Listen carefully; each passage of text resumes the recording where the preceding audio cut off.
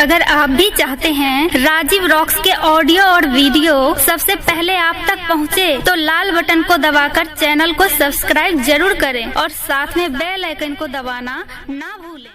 अगर आप भी चाहते हैं राजीव रॉक्स के ऑडियो और वीडियो सबसे पहले आप तक पहुंचे, तो लाल बटन को दबाकर चैनल को सब्सक्राइब जरूर करें और साथ में बेल आइकन को दबाना ना भूलें।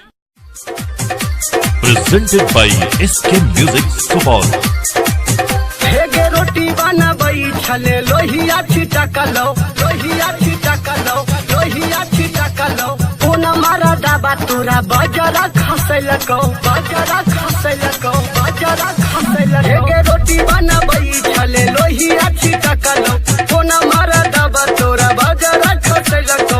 हाथ से छुटका बेलना भीतर घुसी गेलौ गे हेगे हाथ से छुटका बेलना भीतर घुसी गेलौ गे बुची, भीतर घुसी गेलौ गे बुची, भीतर घुसी गेलौ गे छौरी।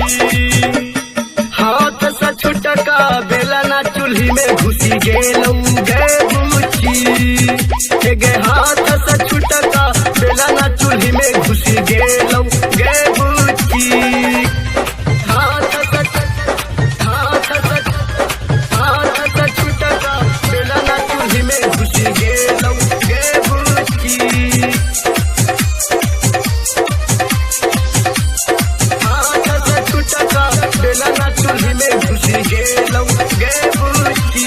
दस बजे दिना में तो सुतका उठई छे, ऐठ जुठका तू चूल्ही फुकई छे, ऐठ जुठका तू चूल्ही फुकई छे। 10 बजे दिना में तो सुतका उठई छे, ऐठ जुठका तू चूल्ही फुकई छे। ससुरा में कोन है तो तोहरा गुजारा, बोतली दिया दनी में है तो सहारा।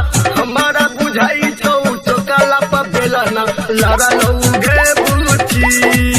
हेगे हाथ से छुटका बेलना भीतर घुसी गेलौ गे बुची, भीतर घुसी गेलौ गे छौरी, भीतर घुसी गेलौ गे छौरी। हाथ से छुटका बेलना चूल्ही में घुसी गेलौ गे छौरी, हेगे हाथ से छुटका बेलना भीतर घुसी गेलौ गे बुची।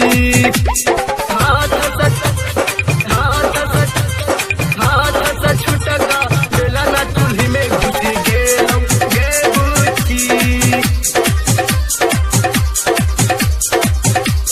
हाथ से छुटका बेलना चूल्ही में घुसी गेलौ गे बुची।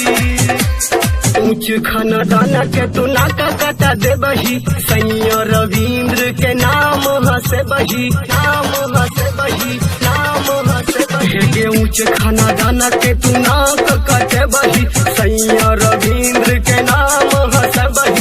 रतिया में बोले तू के करा बोलई दे, के तनाया तेरा में तो थोड़ा चूसबई दे।